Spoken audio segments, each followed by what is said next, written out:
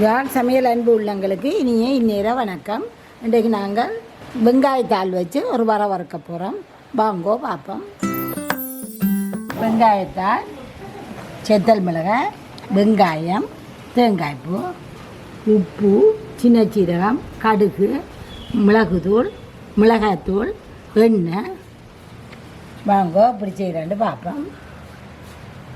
இதுதான் வெங்காயத்தாள். இது நாங்கள் வாங்கிக்கல. இந்த பூ விரியாதா பார்த்து வாங்கணும். இப்படி மொட்டு பதமாக இருக்கிறதா பார்த்து வாங்கணும். அதை சின்ன சின்ன வெட்டி அங்கே வச்சிருக்கிற மாதிரி தான் காட்டுனாங்கள் உங்களுக்கு. இப்போ அடுப்பை பற்ற வச்சு இது நாங்கள் கொப்பை தோட்டத்திலேயே நிற்கிறோம். அதை விறகு அடுப்பை மூடி வச்சுருக்கிறோம். இதுக்கெல்லாம் இப்போ வறுக்க போகிறோம். இப்போ நாங்கள் இதுக்குள்ள எண்ணெய் விட போகிறோம். எண்ணெய் விட்டுட்டு எண்ணெய் கொதிச்சோடனே கொஞ்சம் கடுகு போட போகிறோம்.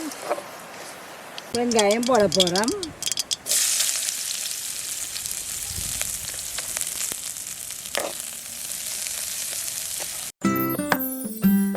செத்தல் மிளகாய் போட்டு நாங்கள் இப்போ இதில் விட்டுட்டு நாங்கள் அதில் போய் கருவேப்பிலை அஞ்சு போகிறோம். மெல்லிய நெருப்பில் விட்டுட்டு இது இப்போ ரெண்டு சேர்த்து கருவேப்பிலை பிடிக்க போகிறோம். கருவேப்பிலை அஞ்சு கருவேப்பிலையே போடுவோம்.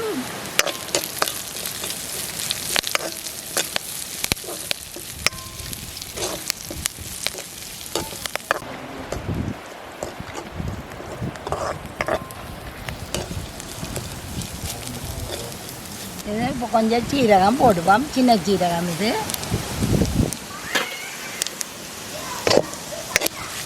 அதையும் ஒரு கிளறு போட்டு நாங்கள் இந்த வெங்காயத்தால் போட போகிறோம்.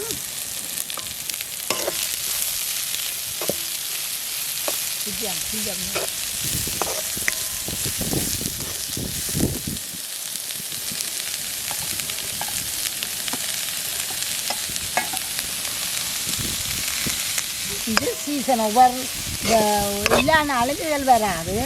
இப்போ வெங்காயம் அறுவடை செய்கிறதுக்கு காலத்துக்கு கிட்டவா வேறும் பூக்கிற காலத்தில் இது வேறும் இல்லை இருக்கிற நேரம் வேண்டி காய்ச்சி கொடுங்க பிள்ளைகளுக்கு. இதுவும் நல்ல சத்துள்ள சாப்பாடு. இதை கொஞ்சம் உப்பை போடுவோம். இதை இப்படியே மெல்லிய நெருப்பில் நாங்கள் மூடி விட போகிறோம். இது கெதியாக வதங்கு பட்டுறோம். அது பிறகு என்ன செய்கிறோன்னு பார்ப்போம். இப்படியே நாங்கள் மூடி விடுவோம். இதுக்குள்ளே வேறு ஒன்றுமே செய்யலை. தண்ணி ஒன்றும் விடாதீங்கோ. அந்த மெல்லிய நெருப்பில் அதை விட்டிங்கன்னா குறைஞ்ச நெருப்பில் கொஞ்சம் தண்ணியில் இழுத்துட்டு அது புழுங்கி அவியும். இப்போ இடையில திறந்து கிளறுவோம். இதை கொஞ்சம் மெல்லிய நெருப்பிலேயே செய்யுங்கோ. எரிய விட்டுறாதீங்கோ. இதுக்குள்ள தண்ணி ஒன்று தெளிக்காதீங்கோ. அதுலேயே தண்ணி வந்து அவி இப்படியே பாருங்க. சொட்டு தண்ணியை நாங்கள் விடையில்லை. ஆனால் ஒரு ஈரப்பெட்டு மாதிரி இருந்ததுன்னா அவியுது. இதுக்கும் இந்த வெங்காயத்தால் பெருசாக செடியான இதாக அவிய தேவையில்லை. ஒரு முக்காப்பழம் மாதிரி அவிஞ்சு வந்தாலே நல்லா இருக்கும். இதை தீப்பி இருக்காம மூடி வைக்க போகிறேன்.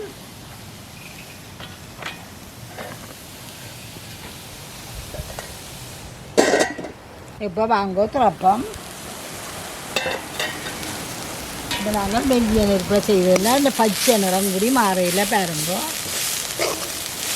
இப்போ இது பார்த்திங்கன்னா தொட்டு பார்த்திங்கன்னா இப்படி நல்லா அமர்பாடம். இப்போ இது அவிஞ்சிட்டுது. இப்போ கொஞ்சம் மிளகாய்த்தூளை தூவ போகிறோம். ஒரு கணக்க போடாதுங்க. ஒரு கொஞ்சம்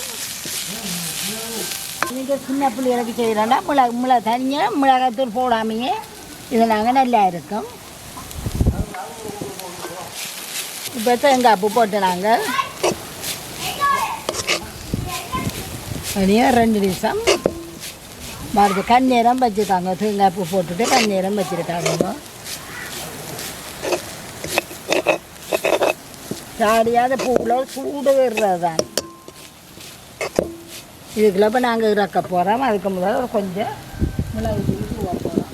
நாங்கள் ஒரு கொஞ்சம் மிளகு தூளை தூக்குறோம்.